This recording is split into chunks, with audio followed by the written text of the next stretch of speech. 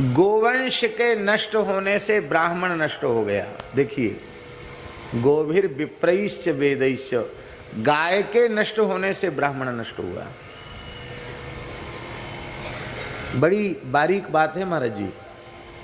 भयंकर मुगल काल आया, नरसंहार हुआ, भारी अत्याचार हुआ, ग्रंथों की होलियां जलाई गई, 6-6 महीने तक हमारे धर्म ग्रंथों में लगाई गई आग बुझी नहीं, मठ मंदिर तोड़े गए, मूर्तियां भग्न की गईं, इतना भारी अत्याचार हुआ कि उसको वाणी से कहा नहीं जा सकता है। अरे मुगल काल का अत्याचार तो जाने दीजिए, भारत के 2 टुकड़े हुए, विभाजन हुआ, उस समय जो अत्याचार हुआ उसका भी वर्णन नहीं किया जा सकता है।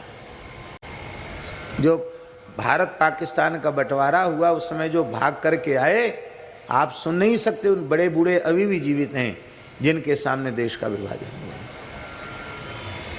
कितने मठ मंदिर थे हमारे पहाड़ी बाबा की परंपरा के, खाक चौक की परंपरा के।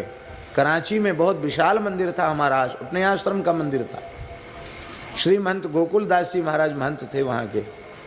अद्भुत संत सेवा होती थी, अद्भुत ऐसी संत सेवा होती थी। कराची वाले स्थान में 100-500 साधु तो हमेशा पड़े रहते थे। आप सोचिए, वृंदावन में जब वो आते थे सावन भादो 2 महीना लगातार भंडारा चलता था श्री महंत गोकुलदास जी की ओर से। और जिस समय विभाजन हुआ, ये कोई झूठी बात आपको नहीं बताई जा रही है, 100 साधु आश्रम में काट दिए गए। कितने साधु? 100 साधु काट दिए गए, समाप्त कर दिए गए। और प्राण बचा बचा के जो भाग सके वो भाग सके, 100 साधु मौत के घाट उतार दिए गए। महंत जी को वहाँ के लोगों ने बचाया, जैसे तैसे भाग कर वो वृंदावन आए। बड़े डिप्रेशन में थे वो कहते थे महाराज 2-3 दिन तक तो प्यासे रहे, भागते दौड़ते, और एक तालाब का पानी पीना पड़ा। इतना हिंदुओं को काटा गया था कि तालाब का जल लाल हो गया था हिंदुओं के खून से। उसी को हमको पीकर अपने प्राण बचाने पड़े। हम वैष्णव साधु, हमको वो पानी पीकर प्राण बचाने पड़े। अब हम जीना नहीं चाहते। हमारे महाराज के काका गुरु लगते थे, बहुत समझाया। अंत में अयोध्या में जाकर उन्होंने अपने प्राण त्याग दिए। ऐसी ऐसी घटनाएं। भयंकर मुगलों का अत्याचार हुआ, मुगल काल में हुआ और देश के विभाजन के समय हुआ, और अभी भी जहां हिंदू संख्या अत्यंत कम हो गई, घट गई, इनकी बहुत अधिक वृद्धि हो गई, वहाँ भी बड़े बड़े अत्याचार भये हैं और आगे भी होने की संभावनाएं हैं। यदि हिंदू संगठित नहीं हुआ और शक्ति संपन्न नहीं बना तो आगे भी संभावना है।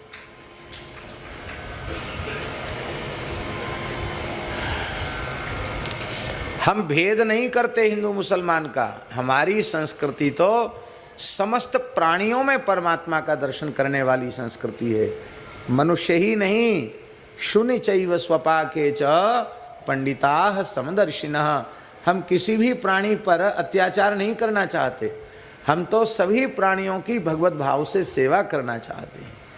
लेकिन हमारे मूल्यों की रक्षा, हमारे संस्कारों की रक्षा, हमारे सदाचार की रक्षा, हमारी धार्मिक मर्यादाओं की रक्षा करने के लिए कोई दूसरा नहीं आएगा। उसके लिए हमें ही सन्नद्ध होना पड़ेगा। और हम तैयार उसके लिए तब होंगे जब अपने अपने वर्ण धर्म, आश्रम धर्म का पालन करते हुए भी संपूर्ण हिंदू संगठित होकर प्रेम के एक सूत्र में बंधे, तब संभव।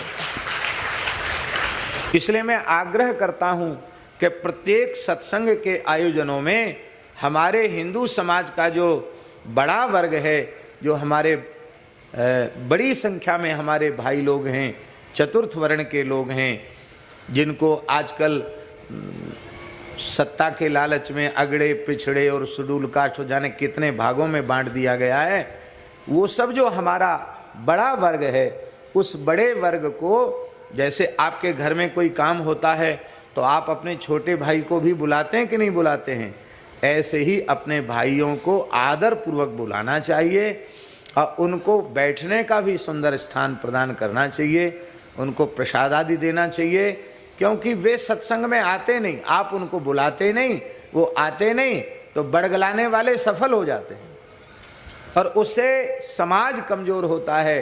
हिंदू समाज के कमज़ोर होने से राष्ट्र कमज़ोर होता है, देश की सीमाएं कमज़ोर होती हैं, असुरक्षित होती हैं। इसलिए आवश्यक है कि संपूर्ण हिंदू समाज संगठित हो, प्रेम के एक सूत्र में बंधे। हिंदू की संख्या बढ़ेगी, हिंदू संगठित होगा तो विश्व के किसी मतपंथ समुदाय को, उसके अस्तित्व को बचाने का संकट नहीं आएगा। किंतु अन्य समुदाय बढ़ेंगे और हिंदू कमज़ोर होगा तो सारी परंपराएं नष्ट होने का खतरा सबके सिर पर रहेगा। हिंदू, महाराज जी, हिंदू विचारधारा ही एक ऐसी विचारधारा है जो अपने सहित सबके संरक्षण का विचार रखती है। वसुधैव कुटुंबकम का जो भाव है वह केवल हमारे इस देश के, हमारे पूर्वजों का ही भाव है और उन्हीं के पद चिन्हों पर हम लोग चलने वाले हैं। भयंकर मुगल काल में लगभग 1000 वर्ष का मुगल काल रहा, उसमें भी इतना अत्याचार होने पर, इतना कत्लेआम होने पर, इतना नरसंहार होने पर, इतना धर्म ग्रंथों को जलाए जाने पर, मठ मंदिरों के उजाड़ने पर भी ब्राह्मण नष्ट नहीं हुआ। आप सोचो कितनी ऊंची बात है, कितना लंबा कालखंड भोगा हमारे पूर्वजों ने, ब्राह्मण नष्ट नहीं हुआ। वैदिक सदाचार संपन्न शास्त्रज्ञ ब्राह्मण इस देश में सदा सर्वदा से रहे आए। 1000 वर्ष का मुगल काल, बड़े बड़े प्रकांड विद्वान मुगलों के काल में भी हुए। आप इतिहास उठाकर देखिए, मुगल काल था हमारा, जहांगीर का काल था, जहांगीर का काल था। ओरछा के राजा थे महाराज वीर सिंह जू देव। उन्होंने कहा देखो भयंकर मुगल काल है और हिंदू असंगठित है, राजा लोग असंगठित हैं, परस्पर का राग द्वेष है, इसलिए जल्दी देश स्वतंत्र होने वाला नहीं है, अभी पराधीनता लंबे समय तक भोगनी पड़ेगी। तो हमारे धर्म ग्रंथ सब नष्ट हो रहे हैं, सब नष्ट हो जाएंगे तो क्या बचेगा। तो उनके राजकीय जो पंडित थे, विद्वान थे, गुरु थे, वो इतने बड़े विद्वान थे, उनका नाम था पंडित मित्र महर्षि। क्या नाम था? पंडित राज मित्र महर्षि। उन्होंने अपने पंडित राज मित्र महर्षि को कहा कि आप एक ऐसा धर्म ग्रंथ बनाएं हिंदुओं के लिए जिसमें सनातन धर्म के सभी अंगों की चर्चा हो। एक जगह सारी धर्मशास्त्र की चर्चा, नीति की चर्चा, वर्ण व्यवस्था की चर्चा, आश्रम व्यवस्था की चर्चा, दुर्ग निर्माण की चर्चा, राजनीति की चर्चा, सारे विषय, सारा प्रकरण एक ग्रंथ में हो, ऐसा ग्रंथ बनाओ। तो उस काल में भी हम ये बात बताना चाहते कि उस समय कितने बड़े बड़े विद्वान थे। उस काल में पंडित मित्र महर्षि ने एक ग्रंथ लिखा, उसका नाम हुआ वीर मित्रोदय। क्या नाम है? संस्कृत भाषा का ग्रंथ है। जितना विशाल महाभारत है उतना ही विशाल वीर मित्रोदय है। महाभारत के जैसा 1,00,000 से ऊपर श्लोक हैं वीर मित्रोदय में। आप सोचिए, हमको वीर मित्रोदय देखने का एक बार सौभाग्य मिला है। सब कुछ है वीर मित्रोदय में। बस बात यह है कि मूल संस्कृत में है, उसकी हिंदी नहीं है। भारत सरकार ने बहुत बढ़िया काम किया कि वीर मित्रोदय प्रकाशित करा दिया गया है भारत सरकार के द्वारा। पुस्तकालयों में वो सुरक्षित है। तो उस काल में भी ब्राह्मण थे, विद्वान थे, पंडित थे। फिर अंग्रेजी शासन काल आया। अंग्रेजों का शासन भी हमारे पूर्वजों ने सहन किया, देखा, तो वो भी लगभग मोटा मोटी 200 वर्ष का काल उनका भी रहा। तो कहने का तात्पर्य हमारा है कि मुगल काल से लेकर अंग्रेजी शासन तक 1100 से 1200 वर्ष का भयंकर विपरीत समय हमारे पूर्वजों ने देखा। इसके बाद भी ब्राह्मण नष्ट नहीं हुआ था। हमारे देश के ब्राह्मण कुमार समय से यज्ञोपवीत संस्कार प्राप्त करके संध्योपासन गायत्री जप परायण होकर के काशी में, प्रयाग में जो बड़े बड़े तीर्थ हैं वहाँ जा कर के लोग पढ़ते थे। और हमारे यहाँ प्रत्येक क्षेत्र में लोग कहते हैं ये तो यहाँ की छोटी काशी है। लोग कहते बीकानेर को कहते कि राजस्थान की छोटी काशी है।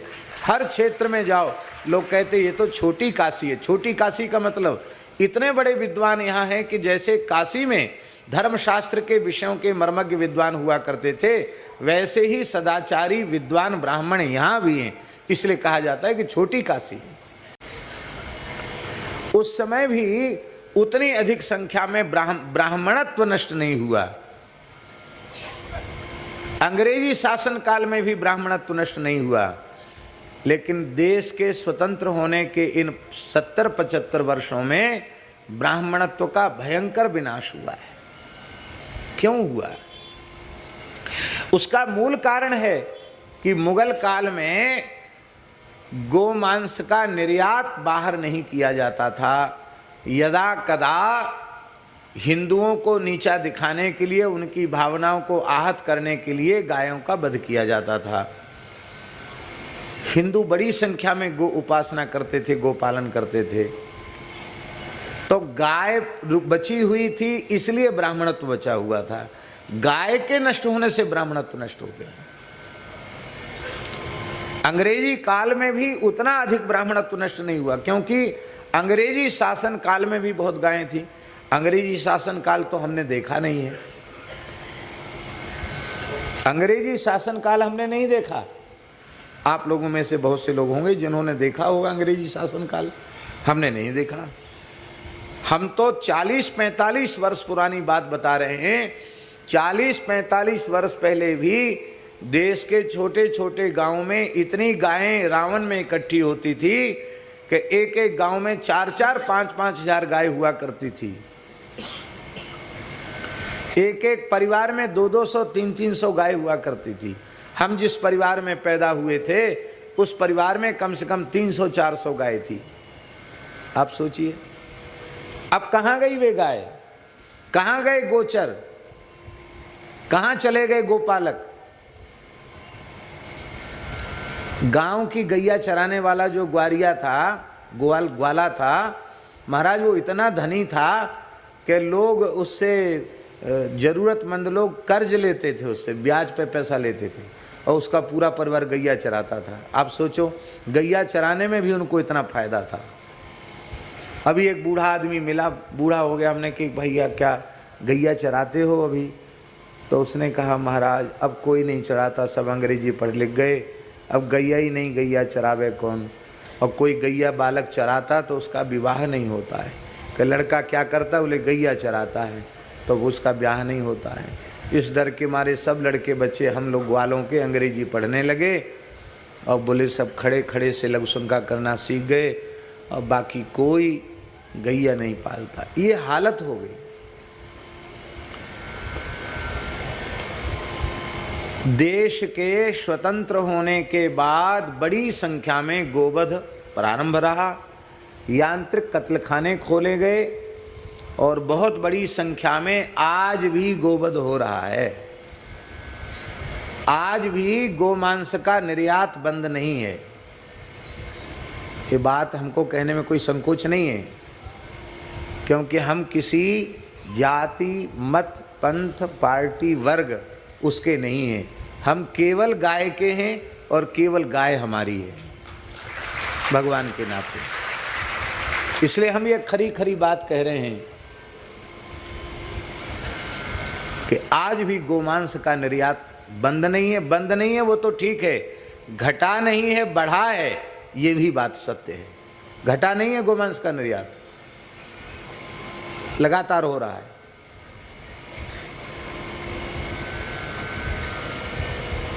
ये गायों का जो महाराज जी संहार हुआ, उस गायों के संहार का दुष्परिणाम है कि ब्राह्मण का संहार हो गया। ब्राह्मण का माने ब्राह्मण जाति का नहीं, ब्राह्मण की महिमा जिस दिव्य गुणों के कारण है, वो ब्रह्मत्व, वो ब्राह्मणत्व, वो विप्रत्व, वो गोवंश के नष्ट होने से नष्ट हो गया। महाभारत में लिखा है, धेनूनाम चैव विप्राणाम कुलमेकम द्विधा कृतम।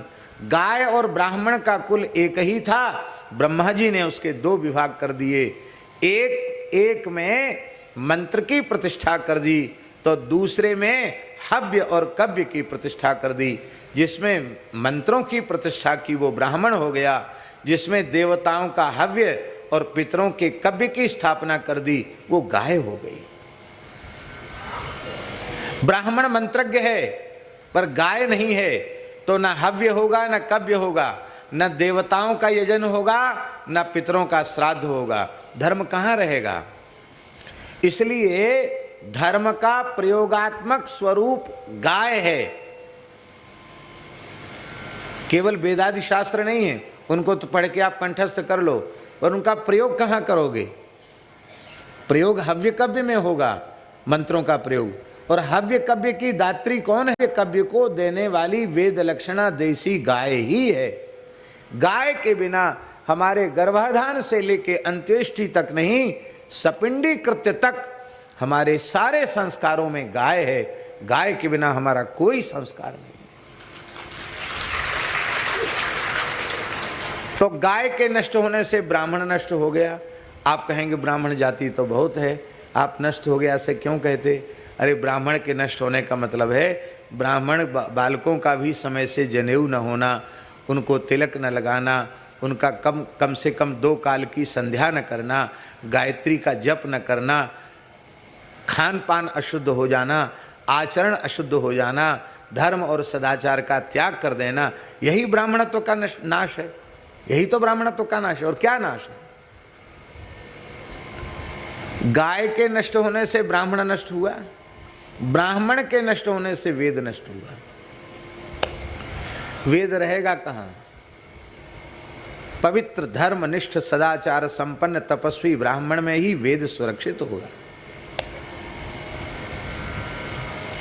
पात्र के बिना वस्तु कहाँ रहेगी? पात्र के बिना वस्तु रहेगी? पात्र के बिना पदार्थ रहेगा? तो ब्राह्मण शरीर पात्र है और वेदादि शास्त्र वह पवित्र दुग्ध है।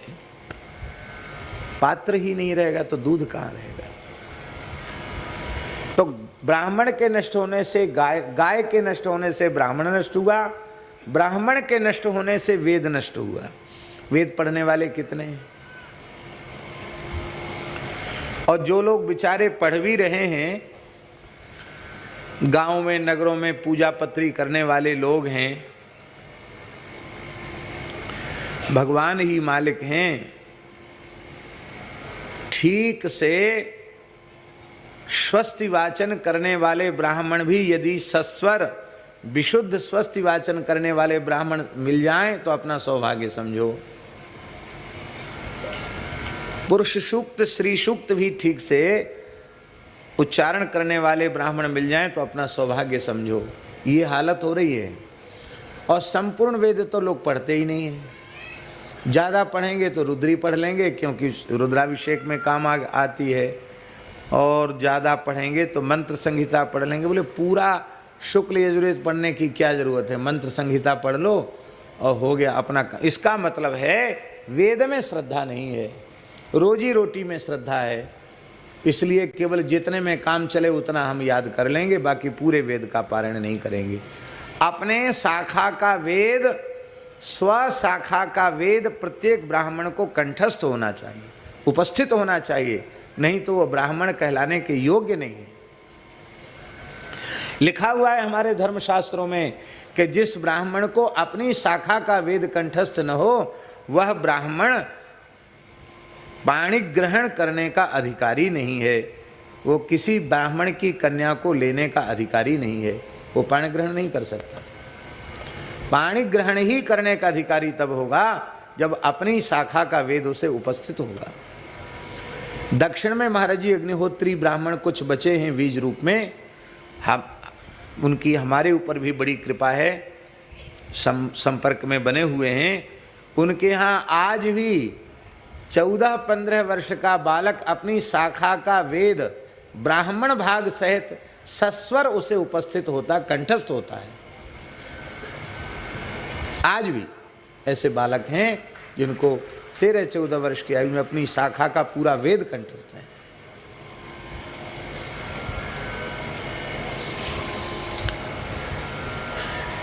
वेद के नष्ट होने से सदाचार नष्ट हो गया, क्योंकि सदाचार में प्रमाण क्या है? हमारे यहाँ एक वाक्य है, वेदो खिलो धर्म मूलम, संपूर्ण धर्म का मूल है वेद। ब्राह्मण के नष्ट होने से वेद नष्ट हुआ, और जब वेद नष्ट हो गया तो समाज में सदाचार नष्ट हो गया, और सदाचार नष्ट हो गया तो स्वेच्छाचारी दुराचारी पुरुष समाज में पैदा हो गए। जब स्वेच्छाचारी दुराचारी पुरुष समाज में पैदा हो गए तो नारियों की पवित्रता नष्ट होने लगी, पातिव्रत धर्म भी नष्ट होने लगा, सतीत्व नष्ट होने लग गया, सती भी सत्यवादी भी। देखो नारियां, स्कंद पुराण में लिखा है, भगवान व्यास कहते हैं, एक प्रकरण है महाराज जी, उसमें कौन सा प्राणी का कौन सा अंग पवित्र है ऐसा वर्णन है। जैसे गाय का पृष्ठभाग पवित्र है, अश्व का मुख भाग पवित्र है, इस तरह की बातें उस प्रकरण में स्कंद पुराण में आई हैं। लेकिन महाराज जी लिखा है, पातिव्रत धर्म की महिमा के कारण चरण से लेके शीर्ष पर्यंत नारियां तो परम पवित्रा हैं। ये बात भगवान व्यास लिख रहे हैं। पातिव्रत धर्म की महिमा के कारण चरण से लेके चोटी तक माताएं पवित्र हैं, नारियां पवित्र हैं, ऐसा भगवान व्यास स्कंद पुराण में लिख रहे हैं। क्यों? किस कारण से वे पवित्रा हैं? क्योंकि उनमें सतीत्व है, उनमें पातिव्रत है। उस पातिव्रत की महिमा के कारण उनकी इतनी बड़ी महिमा गाई गई है। सतीत्व नष्ट हो गया, क्या कहें, बड़े दुख की बात है। देश स्वतंत्र तो हुआ, लेकिन ऐसी विचारधारा वाले लोगों ने शासन किया जिनको भारतीयता में, सनातन संस्कृति में श्रद्धा ही नहीं थी। उस काल में भी विरोध हुआ था सहशिक्षा का, बड़े बूढ़े लोग इसके प्रमाण हैं, लेकिन उस विरोध को स्वीकार नहीं किया गया। और भारत जैसे देश में पाश्चात्य देशों का अंधानुकरण करते हुए बालक बालिकाओं की सह शिक्षा का प्रचलन किया गया। और वो सह शिक्षा कॉलेज की शिक्षा तक सह शिक्षा, विश्वविद्यालय तक सह शिक्षा, और सह शिक्षा का दुष्परिणाम यह है, हमारे यहाँ शास्त्रों में लिखा है, घृत कुंभ समा नारी तप्तांगारकोपमान, घी से भरे हुए कलश के समान स्त्री का शरीर है, और धधकते हुए अंगार के समान युवा पुरुष का शरीर है। भाई, धधकते अंगार पर घी के कलश को रखोगे और कहोगे घी पिघले नहीं, ये कैसे संभव है? युवक और युवतियों का युवावस्था में एक साथ रहना उनके सदाचार की रक्षा नहीं कर सकता, उनके ब्रह्मचर्य की रक्षा नहीं कर सकता। और विवाह के पहले ही उनका धर्म नष्ट हो गया, उनका सदाचार नष्ट हो गया, तो उनके द्वारा आप पातिव्रत की कल्पना, सतीत्व की कल्पना कैसे करेंगे? और धर्मशील पुरुष, सत्यवादी पुरुष, लोभरहित पुरुष, दानशील पुरुष, ये पुरुष आसमान से नहीं टपकते हैं, धरती फोड़ के नहीं निकलते हैं, किसी सती साध्वी पतिव्रता माता की कोख से ही जन्म लेते हैं। इसलिए राष्ट्र के निर्माण में पुरुष की उतनी अधिक भूमिका नहीं है जितनी महत्वपूर्ण भूमिका माताओं की है। इसलिए नारियों की पवित्रता पर हमारे वैदिक सनातन धर्म में बहुत जोर दिया गया। किसी भी प्रकार से मेरी प्रार्थना है इन नारियों की पवित्रता को राष्ट्र बचा ले। फिर परम श्रद्धेय स्वामी राम सुखदास जी जैसे महापुरुष बार बार इस धरती पर जन्म लेते रहेंगे, और यदि ये नहीं बचाया गया तो अकाल पड़ जाएगा, महापुरुष दिखाई नहीं पड़ेंगे। अभी भी अकाल जैसा ही है और अकाल पड़ जाएगा। एक भगवत प्राप्त सिद्ध संत ने एकांत में दास से कहा, उन्होंने कहा कि जीवन मुक्त पुरुष जिनको भगवान का साक्षात्कार हो चुका है, ऐसे जीवन मुक्त पुरुष करुणा की अधिकता, दया की अधिकता होने के कारण जीव जगत की पीड़ा का अनुभव करके वे संसार में आना चाहते हैं, जीवों का परम हित करने के लिए, लेकिन उन्हें माता पिता वैसे उपलब्ध नहीं हो पा रहे हैं जिनके माध्यम से वो संसार में आए। उन्होंने कहा सूक्ष्म जगत के महानुभावों से संबंध स्थापित हुआ। उन्होंने कहा हम आ तो जाएं, पर हम किस माता के गर्भ से जन्म लें, ये स्थिति हो रही है। हम तो कभी पढ़ते तो हैं नहीं, न सुनते हैं। हमको कोई समाज सुधार वाली बात कहता तो वो भी हमको हमारी प्रवृत्ति उधर नहीं है, ऐसा समझो। समाज सुधार में तो तमाम लोग लगे, हम तो सीधी सादी भगवान की कथा कहते हैं। आज किसी ने हमको पत्र लिखा, उस पत्र में लिखा है कि विवाह के क्या नाम अंग्रेजी में दिया हुआ था, क्या प्री वेडिंग माने शादी से पहले। तो वो कह रहे हैं कि माने विवाह हुआ नहीं और विवाह के पहले ही लड़का लड़की मिलकर के एक फिल्म बना लेते हैं, एक सिनेमा जैसा बना लेते हैं, और इधर शादी होती रहती है और वो फिल्म चलती रहती पर्दे पर। आप लोग हंस रहे हैं, आप लोग हंस रहे हैं, हमको भीतर से रोना आ रहा है, हमको रोना आ रहा है। ऐसी दुर्दशा भारत देश में हो गई। इतने निर्लज्ज हो गए यहाँ के युवक युवतियां, इतने लज्जा शून्य हो गए लोग यहाँ के। हमने वह समय भी देखा है, 100 साल पुरानी बात नहीं बता रहे हैं, हमने वह समय देखा है। अभी भी कहीं कहीं पवित्र परिवारों में, गांव में है, जो अपने पिता के सामने पुत्र अपने बालक को गोद में नहीं लेता है, क्योंकि मैं इनका पुत्र हूँ, मैं इनके सामने बाप बन के कैसे दिखाऊं। ये मर्यादा रही हमारे देश की। कभी किसी लड़की ने ये कही नहीं कि माता पिता ने जहाँ संबंध किया वो लड़का कैसा है, उसके पास धन क्या है, उसकी स्थिति क्या है। माता पिता ने, क्योंकि हमारे हित का जितना विचार हमारे माता पिता कर सकते हैं उतना हम नहीं कर सकते। माता पिता ने जो किया वह हमें अत्यंत प्रसन्नतापूर्वक स्वीकार है। ये हमारे यहाँ की कन्याओं के संस्कार रहे हैं। हमारे यहाँ पुरुष वर्ग का भी आग्रह नहीं रहा कि आप कहाँ हमारा विवाह करेंगे, आपकी रुचि माता पिता नहीं पूछते थे। माता पिता अपने परिवार के पवित्र संस्कारों के अनुरूप जिस परिवार को समझते थे, जन्मांग जहाँ मिल जाता था, वहाँ के परिवार के संस्कार मिल जाते थे, वहाँ की पवित्र कुल की कन्या से अपने पुत्र का विवाह करते थे। ये केवल गोरी काली चमड़ी लोग नहीं देखते थे, केवल रुपया कौड़ी नहीं देखते थे, कुलीनता देखते थे, संस्कार देखते थे, सदाचार को देखते थे, कितनी पीढ़ियों तक उनकी वंश परंपरा निष्कलंक रही है, इस बात को देखते थे। अब धीरे धीरे नष्ट हो रहा है। तो सतियों के नष्ट होने से सत्यवादी नष्ट हुए, लोभ रहित पुरुष नष्ट हुए, दानशील पुरुष भी नष्ट हुए, और आज ऐसी दुर्दशा आ गई कि बहुत बड़ी संख्या में गोवंश देश में नहीं है। 80 करोड़ कम से कम 80 करोड़ से ऊपर हिंदू है, और 8 करोड़ गाय भी देश में नहीं बची हैं। आप विचार करो, एक एक हिंदू के हिस्से में कितनी गाय आई, एक गाय कितने हिंदुओं के हिस्से में आई, गणित करके बताओ। 10 हिंदुओं के हिस्से में एक गाय आई है, 80 करोड़ से ज़्यादा है। एक 10 हिंदुओं के हिस्से में एक गाय आई, फिर भी गाय डोल रही है, फिर भी गाय पन्नी कचड़ा खा रही है, फिर भी गाय भूखी दुर्बल डोल रही है। ये कितने दुर्भाग्य की बात है। तो कहाँ चलेगी आपकी दानशीलता?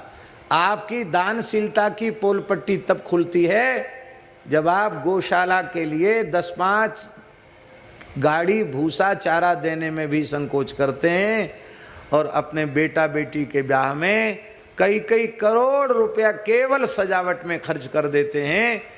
एक सूरत शहर में एक विवाह हुआ वैश्य परिवार में, तो उसमें सजावट हुई थी। तो सजावट करने वाले व्यक्ति हमसे, हमारे ठाकुर जी से जुड़े हुए मलुक पीठ के शरणागत थे। उनका ये सजावट वाला काम है। कुंभ में भी कई बार वो सेवा करते, गुजराती भाई हैं। तो वो हम सूरत में थे तो उन्होंने हमको मोबाइल पर दिखाया, बोले महाराज जी हम ऐसी सजावट करते हैं। तो हमने कहा कितने की सजावट हुई है? उसने कहा 1 रात की सजावट है, 4 करोड़ रुपए का ठेका है। कितने का? 4 करोड़ रुपए की सजावट। हम तो महाराज जी पहली बार सुना 4 करोड़। बोले हाँ, कितनी देर के लिए? बोले कितनी देर के लिए? 4-5 घंटे के लिए।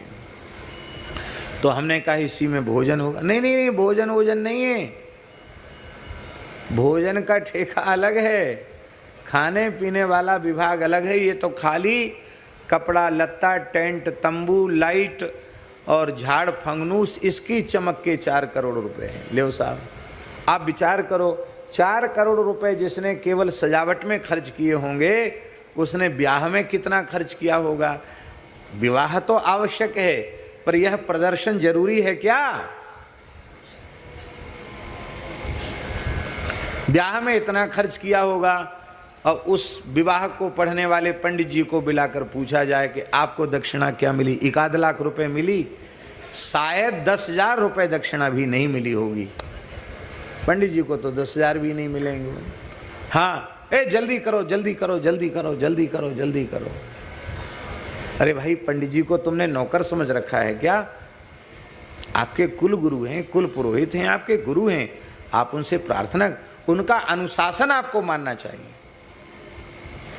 जो मुख्य संस्कार कराने वाले हैं उसको आपने कुछ नहीं दिया, उसको देने में आपके पसीने आ रहे हैं। धर्म प्रदर्शन का विषय नहीं है, धर्म आचरण का विषय है। और धर्म प्रवचन का विषय भी नहीं है, धर्म आचरण का विषय है। धर्म का आचरण करें, हमारी स्वधर्म में निष्ठा हो। अब देखिए, गाय सुरक्षित होगी तो ब्राह्मण सुरक्षित हो जाएगा, ब्राह्मण सुरक्षित होगी तो वेद सुरक्षित हो जाएगा, वेद सुरक्षित होगा तो सदाचार सुरक्षित हो जाएगा, सदाचार सुरक्षित होगा तो नारियों का पातिव्रत सुरक्षित हो जाएगा। उपनिषद में एक आख्यायिका है नवलराम जी महाराज, छांदोग्य में, न स्वैरस्वैरिणी कुतः। राजा कह रहा है अश्वपति कि मेरे राज्य में कोई स्वेच्छाचारी पुरुष ही नहीं है, तो स्वेच्छाचारिणी स्त्री आई कहाँ से?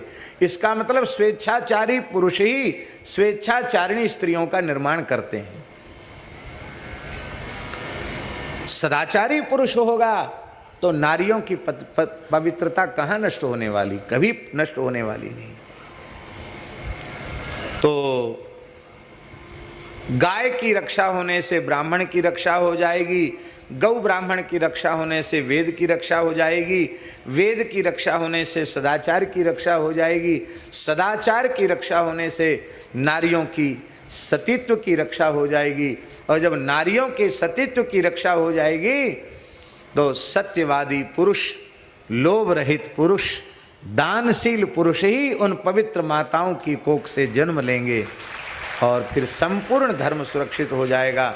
हम आपको यह बात प्रतिज्ञा पूर्वक कह रहे हैं, भगवान सामने विराजमान हैं, भगवान की सन्निधि में ये बात कह रहे हैं कि भारतवर्ष की धरती गोवध के कलंक से पूरी तरह विमुक्त हो जाए, गोवंश संरक्षण संवर्धन की व्यवस्थित राष्ट्रीय योजना बने, गो आधारित कृषि, गो आधारित शिक्षा, गो आधारित चिकित्सा हो और गो भक्तों का निर्माण इस देश में होवे, तो हम पक्का विश्वास करते हैं कि युग बदल जाएगा, युग परिवर्तित हो जाएगा और फिर भारत अपने आप विश्व के धर्म गुरु पद पर प्रतिष्ठित हो जाएगा, सारा संसार भारत का अनुगमन करेगा। कितना महत्वपूर्ण प्रश्न, मुगल काल से लेकर अंग्रेजी शासन तक और स्वतंत्रता के बाद से लेकर अब तक सबसे महत्वपूर्ण प्रश्न है इस देश का। इस देश में गोरक्षा होनी चाहिए, नहीं हो पा रही, बहुत दुख की बात है। आप लोगों से मेरी हाथ जोड़कर प्रार्थना है, 3 काम करो। नित्य गोरक्षा के लिए भगवान से प्रार्थना करो। आपको जो भी मंत्र मिला हो, जो भी पूजा पाठ जप करते हो, थोड़ी देर गोरक्षा के लिए करके और उसका पुण्य गोरक्षा को अर्पित करो। इसमें कोई पैसा खर्च नहीं होगा। दूसरा काम,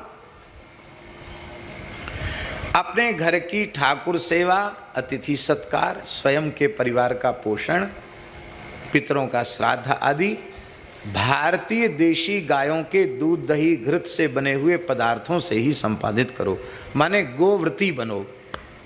इससे भी गोरक्षा हो जाएगी। ये भी आप कर सकते हैं, आपके परिवार का उत्तम स्वास्थ्य रहेगा। तीसरा काम है कि अपनी आय का एक अंश गोवंश की सेवा में समर्पित करो, माने किसी न किसी रूप में गो सेवा अवश्य करो। आप लोग कहेंगे कैसे करें? बहुत सरल तरीका एक महापुरुष ने बताया। माताएं जिनके यहाँ बहुत सामर्थ्य नहीं, उनकी बात कह रहे महाराज जी। माताएं कुछ नहीं, रोटी के लिए आटा लगाती हैं, उसके पहले सूखा आटा एक मटका में, एक घड़ा में 1 मुट्ठी या 2 मुट्ठी आटा रख दें, या 1 कटोरी आटा रख दें रोज निकाल के।